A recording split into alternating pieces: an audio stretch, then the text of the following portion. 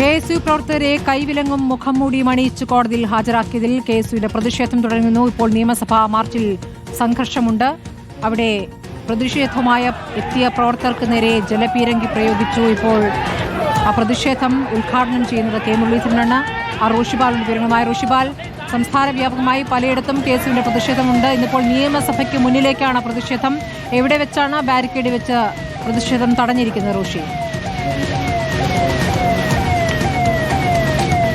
സ്മൃതി, നിയമസഭയിലേക്ക് KSU പ്രവർത്തകർ നടത്തിയ മാർച്ച് ഈ സ്റ്റേഡിയത്തിനടുത്ത് വെച്ചാണ് പോലീസ് തടഞ്ഞത്. ബാരിക്കേഡ് തീർത്ത് തടഞ്ഞു. പ്രവർത്തകർ എത്തിയ ഉടൻ തന്നെ ബാരിക്കേഡിന് മുകളിൽ കയറി പ്രതിഷേധിച്ചു.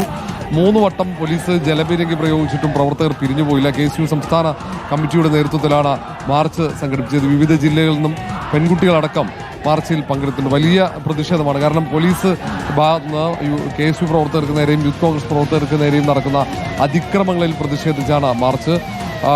KSU പ്രവർത്തകരെ അറസ്റ്റ് ചെയ്ത് കയ്യാമം വയ്ക്കുകയും മുഖം മറയ്ക്കുകയും ചെയ്ത സംഭവത്തിലുള്ള പ്രതിഷേധമാണ്. പോലീസുകാരെതിരെ നടപടി ആവശ്യപ്പെട്ടുള്ള പ്രതിഷേധമാണ് നിയമസഭയിലേക്ക്. നേരത്തെ KPCC അധ്യക്ഷനായിരുന്നു മാർച്ച് ഉദ്ഘാടനം ചെയ്യേണ്ടത്. പക്ഷേ അടിയന്തര പ്രമേയ ചർച്ച നടക്കുന്നതുകൊണ്ടാണ് മുൻ KPCC അധ്യക്ഷൻ കെ മുരളീധരൻ മാർച്ച് ഉദ്ഘാടനം ചെയ്യുന്നത്.